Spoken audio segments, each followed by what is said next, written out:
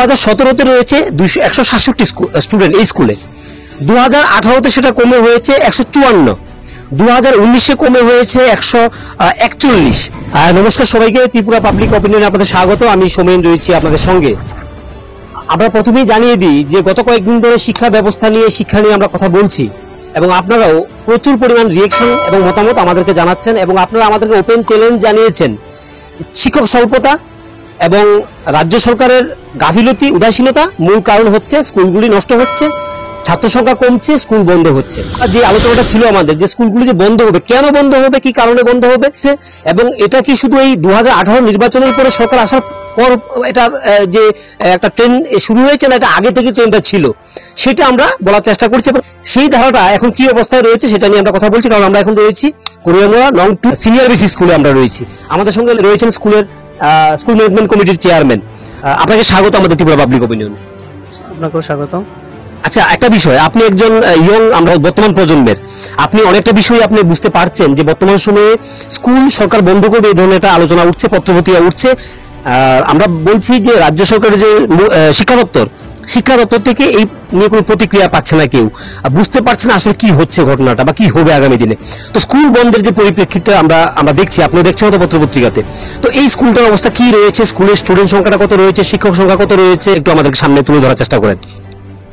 এটা আমি বলতে পারি, আমি যখন থেকে স্কুলের চেয়ারম্যান হয়েছে তখন থেকে আমি স্কুলটাতে ভালো পরিষেবা কি করে বাড়ানো যায় আমিও দেখছি। সবগুলো টিচাররাও ভালো পরিষেবা দিচ্ছেন এবং গভর্নমেন্ট থেকে যা কিছু দেওয়া হচ্ছে সমস্ত কিছু আগের থেকে অনেক ভালো ডেভেলপমেন্টের কাজ করছেন গভর্নমেন্ট। বই থেকে শুরু করে বাচ্চাদের টাইফেন সমস্ত কিছু, স্কুলে মিড ডে মিল সমস্ত কিছু ঠিক আছে। তাছাড়া ইদানিং আমিও দেখেছি দু একটা পত্রপত্রিকা বা মোবাইলেও দেখেছি যে এরকম অনেক স্কুল আছে যেগুলিতে 8 জন 10 জন 15 জন এরকম স্টুডেন্ট আছে। তো এটা সরকার চিন্তা করবেন আগামী দিন কি করেন। আমাদের মুখ্যমন্ত্রী আছেন, আর আমাদের স্কুলটা এখানে 89 জন স্টুডেন্ট আছে। এটা দিন দিন, এটা আজকে থেকে নয়, এটা 2016-17 ক্রমাগত এটা কমে আসছে। এটা লেফট গভর্নমেন্ট থাকার সময় তখন থেকে এটা ধীরে ধীরে আজকে এ অবধি এসেছে। তো আজকে 2024 এখন অবধি ধীরে ধীরে কমার দিকে যাচ্ছে। তো আমি মনে করি এটার একটাই কারণটা হচ্ছে আমাদের নিজেদের ভুল, আমরা নিজেরাই করছি, নিজেদের পায়ে নিজেরাই কুড়াল দিচ্ছি। তার কারণ হচ্ছে আমরা যারা আমজনতা আছি তারা, আমি দেখছি সরকার আমাদেরকে বিভিন্ন সুযোগ সুবিধা দিচ্ছে, টাকা পয়সা অনেক খরচ করছে। একটা টিচারের 30-40 হাজার 50-60 হাজার টাকাও বেতন হয়, কিন্তু আমরা দেখছি যে ইদানিং কিছু গার্ডিয়ান বাচ্চাদেরকে পাবলিক স্কুলগুলিতে ভর্তি করাচ্ছে। তো পাবলিক স্কুলগুলিতে ওইখানে তো টাকা দিতে হয়, আর সরকারি স্কুলগুলিতে টাকা দিতে হয় না, কিছু দিতে হয় না, এটা সরকার বহন করে নিচ্ছে। কিন্তু তারা এগুলি বুঝতে পারছে না, আসলে সরকার তাদের কল্যাণের জন্য এত টাকা, কোটি কোটি টাকা খরচ করছে, কিন্তু জনগণ বা মানুষ যারা গার্ডিয়ান আছে বাচ্চাদেরকে অন্য স্কুলে ভর্তি করিয়ে দিচ্ছে। তাছাড়া আগামী দিন এই প্রজন্মের জন্য একটা ভয়ঙ্কর পরিস্থিতি হবে। কিরকম আমি মনে করি, যেটা আমিও একজন ইয়ং ছেলে, তা আমি মনে করি যে আমরা সবাই যদি বাচ্চাদেরকে পাবলিক স্কুলগুলিতে ভর্তি করাই তাহলে দিন দিন সরকারি স্কুলগুলো স্টুডেন্ট সংখ্যা কমে যাবে। তাহলে আগামী দিন যে চাকরি বাকরির ক্ষেত্রে আমরা কি পাবলিক স্কুলগুলিতে গিয়ে অ্যাপ্লাই করব যে আমরা ওইখানে চাকরি করব? আমরা তো সরকারি স্কুলগুলিতে বাচ্চাদেরকে ভর্তি করানো উচিত। আমরা যদি আগামী দিন চাকরির জন্য প্রয়োজন হয় এডুকেশন ডিপার্টমেন্টে, অবশ্যই আমরা গভর্নমেন্টের কাছে যাব। তাহলে তো আমাদের গভর্নমেন্টের প্রতিও চিন্তা করা উচিত যে গভর্নমেন্ট যে কাজগুলি করছে বা দেখছেন এগুলি আমরা নিজেরাই নষ্ট করছি। তো অনেকেই বলেন যে শিক্ষামন্ত্রী যিনি মুখ্যমন্ত্রী, আপনি রাজনৈতিক ব্যক্তিত্ব, এই বক্তব্য প্রশ্নটা আমরা নিয়েছিলাম আপনাদের জেলা সভাপতি MLA অভিষেক বাবু থেকেও নেওয়ার চেষ্টা করেছি আমরা। প্রশ্ন হচ্ছে, আপনি একজন যুবক, আপনি যদি একজন গার্ডিয়ান হিসেবে বলেন, অরাজনৈতিক ব্যক্তি হিসেবে, কোথাও কি মনে হচ্ছে যে শিক্ষা দপ্তরটাকে যেভাবে দেখার দরকার, একটা অ্যাক্টিভিটির দরকার ছিল, খুব বেশি একটা সক্রিয়তার প্রয়োজন ছিল বর্তমান সময়ে যখন প্রচুর প্রশ্ন উঠছে, মানুষকে আশ্বস্ত করা বা এটা নিয়ে আরো বেশি ভাবার দরকার ছিল, সেখান থেকে কোনো একটা ঘাটতি রয়ে গেছে? এটা আসলে আমি এই বিষয়ে বলতে পারবো না। তার কারণ হচ্ছে যেহেতু আমাদের উপরে অনেক নেতা আছেন, তারা এটা চিন্তা করবেন। আমাদের মুখ্যমন্ত্রী বাবু অনেকে আছেন উপরে, তারা এটা নিয়ে আপনার আপনি স্কুল ম্যানেজমেন্ট কমিটির চেয়ারম্যান, আপনি স্কুলটাকে নিয়ে চিন্তিত আছেন প্রচন্ড পরিমাণ যে আগামী দিনে কিভাবে স্কুলটাকে বাঁচিয়ে রাখা যায়, মানুষকে কিভাবে বোঝানো যায়। অবশ্যই আমি এটা নিয়ে আমাদের লোকাল MLA যিনি, ওনার সাথেও কথা বলেছি যে আমাদের স্কুলটা আরো কিছু কারণ আছে, যেরকম এখানে যে আশেপাশে 4-5টা পাড়া আছে, যেমন চন্দ্রাপাড়া দিকে পাথালিয়াঘাট, বঙ্গবাসা, কড়িয়ামুড়া, তো 4-5টা পাড়া মিলে এই স্কুলটাতে বাচ্চারা আগে ভর্তি হতো। এখন যার যে বিভিন্ন জায়গাতে প্রাইভেট স্কুল থেকে শুরু করে বিভিন্ন জায়গা ভর্তি হয়ে যাচ্ছে, তো এই জন্য একটা কারণ থাকতে পারে, হয়তো বাচ্চার সংখ্যা বা পরিমাণে দিন দিন কমে আসছে। আমার কাছে যে ডাটাটা রয়েছে, আমি যে ডাটাটা দর্শক বন্ধুরা যারা আপনারা প্রশ্ন করেন, 2017 সাল থেকে আমরা যদি ধরি, তো আমরা দেখছি দুই দিকটাই তথ্য তুলে ধরার চেষ্টা করছি। 2018 থেকে শুরু, 19 থেকে শুরু করলে অনেকে যারা বিজেপি, যারা দলীয় কর্মীরা বা সমর্থক রয়েছেন, তারা ভাববেন যে আমরা এখানে একটা রাজনৈতিকভাবে একটা প্রতিবেদনের চেষ্টা করছি। এটা মোটেও না। আমাদের ইচ্ছে হচ্ছে প্র্যাকটিক্যালি গ্রাউন্ড কি সেটা। 2017-তে রয়েছে 167 স্টুডেন্ট এই স্কুলে। 2018-তে সেটা কমে হয়েছে 154, 2019-এ কমে হয়েছে 141, 2020-এ হয়েছে 125। ক্রোনোলজিক্যালি যদি আমরা ধরি, একদম এটা কমতে কমতে আসছে। কিন্তু এটা আপনারা দেখুন, আবারও বলছি, 2017-তে ছিল 167, 2020-তে এটা হয়েছে 125, 2021-এ হয়েছে এটা 123, তাহলে 2022-এ হয়েছে এটা 122, 2023-এ 108 এবং 2024 আজকের দিনে দাঁড়িয়ে 88। তাহলে এটা কিন্তু আস্তে আস্তে ধস নামছে।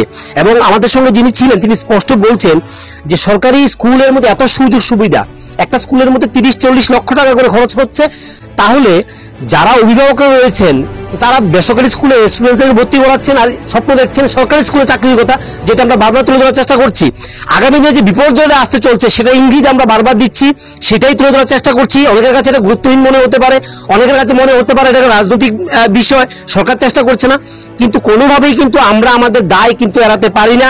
এবং এটা স্পষ্ট দেখিয়ে দিলাম যে 2017 সালে 167, এখন আজকের দিনে 2024-এ 88 জন স্টুডেন্ট। আগামী বছর যদি সংখ্যাটা 50 থেকে 60 হয়, তাহলে স্কুলটাকে কিন্তু বন্ধ হতে পারে। আপনারা দেখছেন পেছনে যে ব্যাকগ্রাউন্ডটা আছে, স্টুডেন্টরা হাঁটাহাঁটি করছে, কত বড় স্কুল, কত বড় একটা ফাউন্ডেশন। তাহলে এই হচ্ছে চিত্র। যারা আপনারা বলছেন, চ্যালেঞ্জ দিচ্ছেন, আমরা এমন স্কুলে দেখাবো যেখানে 8 জন স্টুডেন্ট, 7 জন 5 জন টিচার, এবং 8 জন স্টুডেন্টের মধ্যে 4 জনই আসে না, 4 জন শুধু আসে।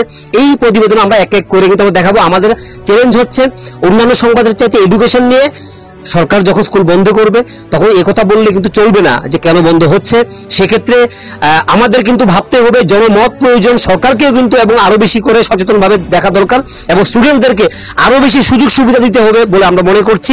এবং একটা কথা বলে শেষ করব, যারা গার্ডিয়ানরা রয়েছে এলাকার, আপনাদের যারা দেখবেন, যারা টিচাররা রয়েছেন, যারা চাকরি প্রত্যাশী রয়েছেন, যারা বলেন যে গভর্নমেন্ট চাকরি দিচ্ছে না, পদ অবলুপ্ত হচ্ছে, তাদের উদ্দেশ্যে সংক্ষেপে কি বলবেন? তাদের উদ্দেশ্যে আমি বলবো যে যদি আমরা সরকারের পাশে থাকি, অবশ্যই সরকার আমাদেরকে দেখবেন। আর আমরা নিজেরা যখন নিজেদের ভুলগুলি করব, সরকারের উপর চাপিয়ে দেব, তা তো হয় না। তো অবশ্যই এই শিক্ষা ব্যবস্থাটাকে ধরে রাখা উচিত। গভর্নমেন্টের যে শিক্ষা ব্যবস্থা, আপনি একটা চিন্তা করুন, স্কুলে কি নেই, সমস্ত কিছু আছে, কম্পিউটার থেকে শুরু করে বাচ্চাদের চেয়ার টেবিল সমস্ত কিছু আছে, কিন্তু আমরা পিছিয়ে যাচ্ছি। আমরা নিজেরা নিজেদের প্রয়োজন মতো যা কিছু করছি, তাহলে তো আগামী দিন আমরা যে গভর্নমেন্ট স্কুলগুলো যদি না থাকে, তাহলে তো আমরা কোথায় গিয়ে চাকরির ইন্টারভিউ দিব, কোথায় গিয়ে চাকরির জন্য আমরা বলবো, অ্যাপ্লাই করবো? তাহলে আমাদেরকে এগুলি ভাবা উচিত। মানে আপনি যারা আছে তারা তো তখন, এখন তো মনে করেন একটা গাড়ি ভাড়া 500 টাকা দিচ্ছে, স্কুল ফি 500 দিচ্ছে, তখন 1000 টাকা 1500 টাকা বাড়িয়ে দেবে, এরকম করিয়ে দেবে। তো যখন থাকবে না গভর্নমেন্ট, এই বিষয়টা নিয়ে আমরা অনেক ক্ষেত্রে রাজনীতি দেখি যে রাজনৈতিক ভাবে অন্যরা সরকার পারছে না, ব্যর্থ। অবশ্যই এটা কোনো রাজনীতির বিষয় নয়, কারণ হচ্ছে শিক্ষা সবার জন্য। এখানে সমস্ত দলের লোকের ছেলেরাই পড়াশোনা করে, ছেলেমেয়েরাই পড়াশোনা করে। তো আমি মনে করি এটা নিয়ে যারা রাজনীতি করে আসলেই তারা শিক্ষিত জাতি, তারা উপহার দিতে পারবে না। কি নাম আপনার? আমার নাম আবুল হোসেন। জায়গাটার নাম কি? জায়গার নাম কড়িয়ামুড়া, বাগমা কড়িয়ামুড়া। আচ্ছা, যাই হোক, ধন্যবাদ। আমাদের সঙ্গে আমাদের ভাই একজন ছিলেন, এসএমসি চেয়ারম্যান, তিনি খুব অল্প বয়স একজন ইয়ং ছেলে, আমরা দেখছি ভালো লেগেছে। বর্তমান প্রজন্মের ছেলেরা ভালো কিছু ভাবে, অনেক বেশি ইতিবাচক, তাদের কথা আলোচনা উঠে আসছে। কিন্তু সরকারি স্কুল এবং বেসরকারি স্কুল দুটি সিস্টেমই থাকবে এবং দুটি সিস্টেমকে বাঁচিয়ে রাখতে হবে। কিন্তু সর্বোপরি সরকারি স্কুলকে বাঁচিয়ে রাখতে হবে, কারণ আপনারা দেখছেন একসময় জিও এসে ফ্রি দিয়েছিল, পরবর্তীতে যখন ফ্রি দিয়েছিল, পরবর্তীতে যখন অন্যান্য সংস্থাগুলি বন্ধ করে দিয়েছিল, তারপর থেকে কিন্তু শুরু হয়ে গেছে পকেট কাটা। এখন আমরাই আবার আমাদের তাগিদে অন্যান্য যে টেলিকম সংস্থাগুলি সেগুলিকে বাঁচিয়ে রাখার চেষ্টা আমরা আবার করছি। এবং আমরা প্রতিবেদনটা দেখালাম এই জন্য যে 16 থেকে 24 অব্দি কি চিত্র তথ্য স্কুলটা, সেটা আমরা দেখাচ্ছি। এবং এই স্কুলটিকে বাঁচিয়ে রাখার চেষ্টা না করলে সরকার, আগামী দিনে স্কুলটিও কিন্তু বন্ধ হতে যাচ্ছে বলাই বাহুল্য। আজকের জন্য আমরা রাখছি। সবাই ভালো থাকেন, অবশ্যই তাদের গুরুত্বপূর্ণ মতামত আপনারা জানাতে কিন্তু ভুলবেন না।